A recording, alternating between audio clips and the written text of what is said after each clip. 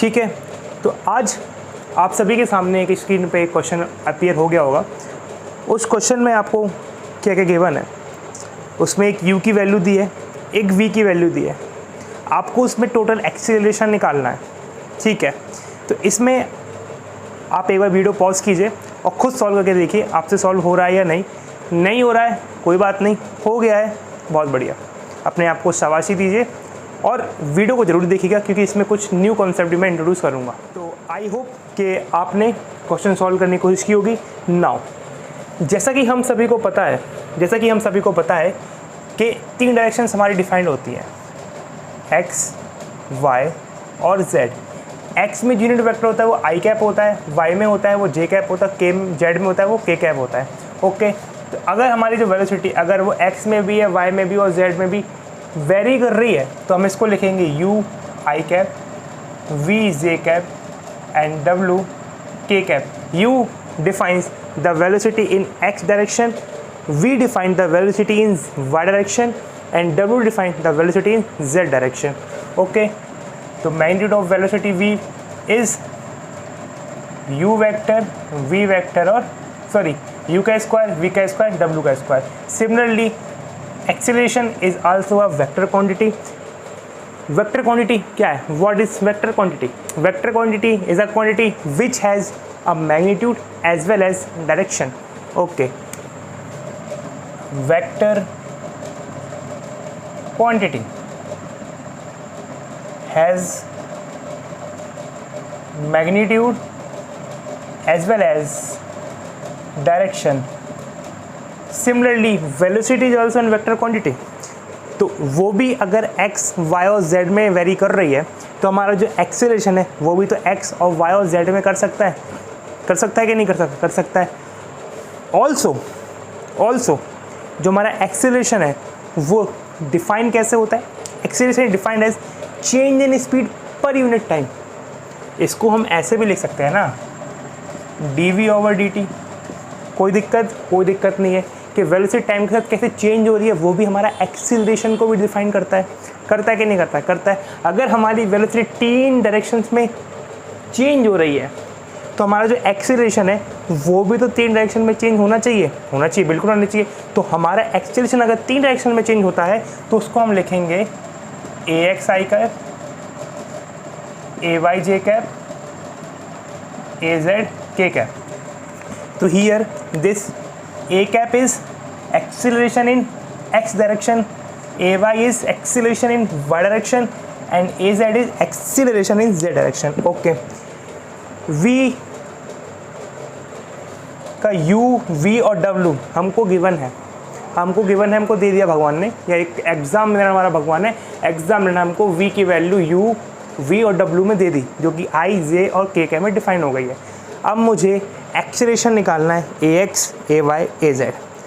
ax मैं कैसे निकालूंगा कि ax निकालने का तरीका जो है मेरा वो होगा जो भी मेरी वेलोसिटी है x डायरेक्शन में कौन सी है, u डिवाइड बाय t। कोई दिक्कत नहीं है। अब ये कैपिटल D क्या है? छोटा d तो मैंने देखा था अभी, लेकिन कैपिटल D क्या है? तो अब मैं आपको डिफाइन करने जा रहा हूँ एक ऐसा डेरिवेटिव जिसका नाम है material derivative. Material derivative define कैसे होता है देखिए, u, अभी मुझे कुछ नहीं पता है, मुझे इतना पता है d/dt। ये कोई क्वांटिटी है हमारी, a एक क्वांटिटी है। अब इसको डिफाइन कैसे करूँगा, d/dt कैसे लिखूँगा, u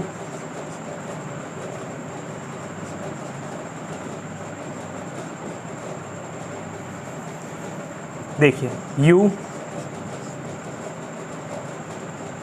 plus v plus w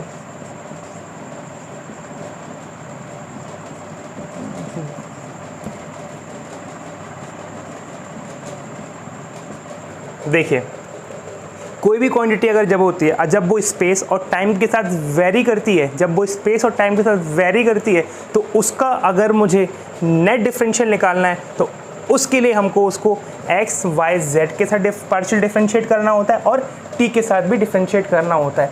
partial differentiation क्या होता है ये आपको पता होना चाहिए, ये मैं आपसे उम्मीद कर रहा हूँ।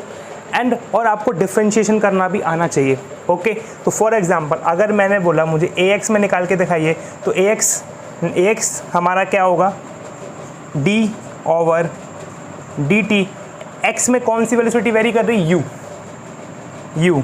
तो यहाँ पे क्या हो जाएगा, u del u over del x plus v del v over del y plus w del v over del z plus d over dt। तो यहाँ पे मैं क्या रखूँगा, जो यहाँ पे रखा है वही मैं रखूँगा, u u u u। Now similarly ay क्या हो जाएगा, सिमिलरली az क्या हो जाएगा, del v over del t u del v over del x plus v del v over del y plus w del v over del z plus del v y del t। अब az क्या होगा, अब आप खुद लिखिए, ठीक है। तो ये हो गया आपका एक फॉर्मूला। नाउ इसमें आपको क्या चीज़ सिखाना वाला हूँ, एक चीज़ और बताता हूँ आपको मैं। जब भी हमारी कोई क्वांटिटी स्पेस के साथ वेरी होती है तो हम इसको बोलते हैं कन्वेक्टिव क्वांटिटी, और जो भी हमारी टाइम के साथ वेरी होती है उसको हम बोलते हैं लोकल क्वांटिटी। ओके, अगर मैं यहाँ पे एक्सीलरेशन की बात करता हूँ और अगर मैं यहाँ पे u रख देता हूँ तो ये u, ये u, ये u और ये u, तो इसको हम बोलेंगे कन्वेक्टिव एक्सीलरेशन एंड इसको हम बोलेंगे लोकल एक्सीलरेशन। ओके, और इसी को हम और बोल देते हैं दूसरे नाम से, जिसका नाम है टेम्पोरल एक्सीलरेशन। अब कभी कभी क्या होगा कि वो क्वेश्चन में हमसे या तो बोलेगा कैलकुलेट द कन्वेक्टिव एक्सीलरेशन, यानी कि हमको टाइम के साथ कैलकुलेट नहीं करना है, या हमको बोल देगा कैलकुलेट टेम्पोरल एक्सीलरेशन या फिर लोकल एक्सीलरेशन, तो हमको स्पेस के साथ ना करके हमको सिर्फ और सिर्फ टाइम के साथ करना है। तो क्वेश्चन को ध्यान से पढ़े, अगर उसने बोला टोटल एक्सीलरेशन निकालो तो हमको कन्वेक्टिव भी निकालना पड़ेगा और लोकल भी निकालना पड़ेगा। यहाँ तक कोई दिक्कत नहीं। अब हम आते हैं बैक टू द क्वेश्चन आने से पहले कुछ बातें और मैं आपको बताता हूँ। अगर मैंने बोला कि एक स्टेडी फ्लो, स्टेडी का मतलब टाइम के साथ डिपेंड नहीं कर, टाइम के साथ डिपेंड नहीं करेंगे, D by D T constant यानी जीरो हो जाएगा। इसका मतलब in steady flow convective acceleration is not equal to zero and the local acceleration और temporal acceleration is equal to zero. यहाँ तक कोई दिक्कत, मेरे ख्याल से कोई दिक्कत नहीं है। नाउ दूसरी बात, अगर मैंने आपको बोला कि हमारा जो फ्लो है वो हमारा यूनिफॉर्म फ्लो है, यानी कि वो स्पेस के साथ वेरी नहीं कर रहा है, इसका मतलब यूनिफॉर्म फ्लो में ये हो गया आपका स्टेडी फ्लो, ये हो गया आपका यूनिफॉर्म फ्लो का मतलब स्पेस के साथ वेरी नहीं कर रहा है, यानी कि स्पेस के साथ उसका जो एक्सीलरेशन यानी कन्वेक्टिव एक्सीलरेशन आएगा वो आएगा ज़ीरो, और जो टेम्पोरल या फिर लोकल आएगा वो आएगा नॉन ज़ीरो। यहाँ तक कोई दिक्कत नहीं। अगर मैं बोल दूँ स्टेडी प्लस यूनिफॉर्म, अगर मैं आपको बोल दूँ स्टेडी और यूनिफॉर्म अगर मैं आपको बोल देता हूँ, तो इसका मतलब क्या होगा, इसका मतलब ये होगा कि लोकल एक्सीलरेशन तो तुम्हारा ज़ीरो हो जाएगा, लोकल एक्सीलरेशन तो तुम्हारा ज़ीरो होगा ही होगा, इसमें तो कोई शक नहीं क्योंकि हमारा स्टडी है, और साथ में ही हमारा जो कन्वेक्टिव होगा वो भी ज़ीरो होगा। यहाँ तक कोई दिक्कत, मेरे ख्याल से तो कोई दिक्कत नहीं है। तो आपके सामने एक टेबल बेहतरीन तैयार हो गई है, जो कि बेहतरीन टेबल है, जो कि आपको याद रखनी है, ये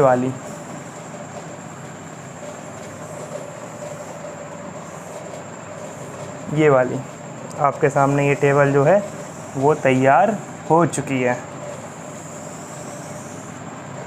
ओके, टेबल में क्या है कि अगर हमारा जो फ्लो अगर स्टेडी होगा तो उसमें कन्वेक्टिव नॉन जीरो होगा, टेम्पोरल यानी कि लोकल एक्सीलरेशन जीरो होगा। अगर हमारा फ्लो यूनिफॉर्म है तो उसमें कन्वेक्टिव जीरो होगा, लोकल नॉन जीरो होगा।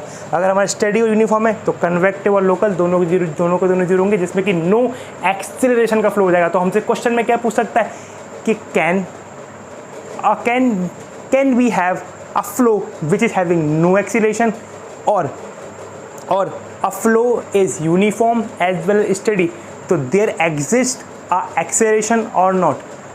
हम आपसे पूछ सकते हैं कि अगर कोई फ्लो यूनिफॉर्म है और स्टडी है तो उसमें एक्सीलरेशन होगा कि नहीं होगा, ट्रू और फॉल्स दे सकते हैं आराम से, कोई दिक्कत नहीं है। ओके, नाउ अब आते हैं हम बैक टू स्क्वायर, यानी कि हमारा बैक टू क्वेश्चन। तो क्वेश्चन आपको मैं फिर से स्क्रीन पे दिखा देता हूँ।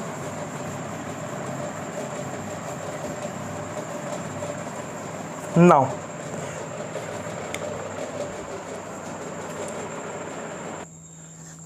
तो ये रहा क्वेश्चन। तो अब हम इस क्वेश्चन को सॉल्व करते हैं। जो भी मैंने अभी कंसेप्ट आपको बताया उसी बेस पे, पूरे उसी के ऊपर ये क्वेश्चन डिपेंड करता है, ठीक है। तो मुझे टोटल एक्सीलरेशन निकालना है। टोटल का मतलब मुझे कन्वेक्टिव भी निकालना है और मुझको लोकल भी निकालना है। और कन्वेक्टिव और लोकल निकालने के बाद किस किस में, एक्स में भी और वाई में भी और जेड में भी, उसके बाद उन सब का मैग्नीट्यूड लेके, अंडर रूट मैग्नीट्यूड लेके उन तीनों डायरेक्शन में स्क्वायर करना है और उसका अंडर रूट लेना है। इसका मतलब जो ए वेक्टर होगा वो क्या होगा, A X I cap, A Y J cap और ए जेड के कैप। तो magnitude of acceleration is under root of A X का स्क्वायर, ए वाई का स्क्वायर और ए जेड का स्क्वायर। ओके, नाउ मुझे एक्स डायरेक्शन में velocity given है और मुझे वाई डायरेक्शन में वेलोसिटी गिवन है। एक्स डायरेक्शन में वेलोसिटी गिवन है और वाई डायरेक्शन में वेलोसिटी गिवन, ठीक है। तो पहले मैं सबसे पहले देखना चाहूँगा कि इसमें एक्स डायरेक्शन में एक्सीलरेशन क्या निकलेगा। तो मैं निकालना चाहूँगा ए एक्स क्या होगा, D U Y D T. Formula होगा, फिर से लिख देते हैं, एक्स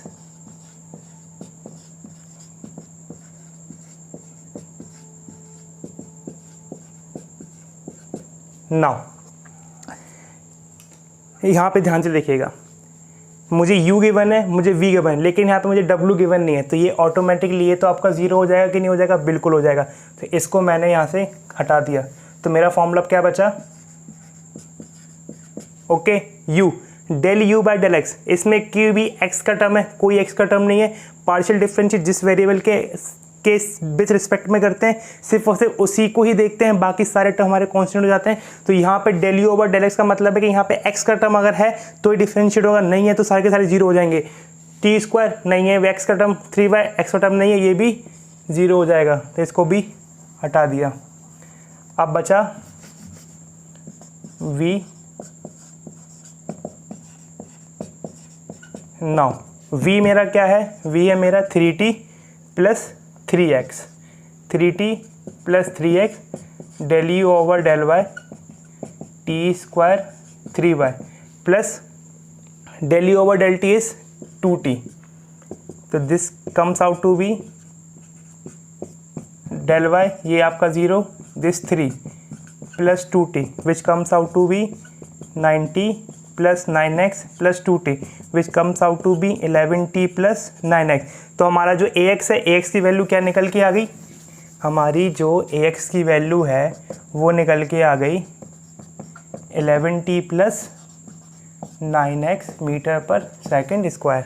यहाँ तक कोई दिक्कत, मेरे ख्याल से कोई दिक्कत नहीं। Now we are going to calculate ay is d over dt of which velocity in the direction of the Y direction. और वाई डायरेक्शन में कौन सी वेलोसिटी है, वेलोसिटी होती है v, और v मुझे क्या गिवन है 3t plus 3x, 3t plus 3x। इसका मतलब इसमें अब आप खुद सोच के अब मन में सोचिए, 3t plus 3x, 3t plus 3 यानी कि पार्शियल डिफरेंशिएशन y के साथ करूँगा तो कुछ आने वाला है नहीं, तो वो अपने आप ही ऑटोमेटिकली ज़ीरो हो जाएगा। ऑटोमेटिकली वो अपने आप ही ज़ीरो हो जाएगा। तो यहाँ पे मुझे y का टर्म लिखने की कोई आवश्यकता नहीं है। u del v over del x plus del v over del t, direct form में लिख दिया मैंने डेल ओवर डेल टी, क्योंकि w है नहीं, जीरो, और v में कोई y का टर्म नहीं है तो वो y के साथ पार्शियल डिफरेंशिएशन होगा तो वो भी जीरो हो जाएगा। कोई दिक्कत नहीं है।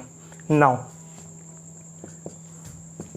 u की वैल्यू क्या है, T square 3y 3t plus 3x, my mistake 3t plus 3x,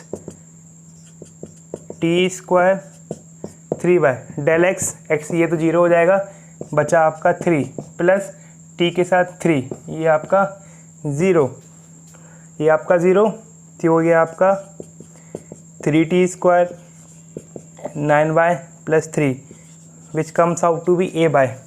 तो मेरा जो a वाई है वो कितना आ गया 3t square 9y plus 3 metre per second square, ये मेरा आ गया a वाई। नाउ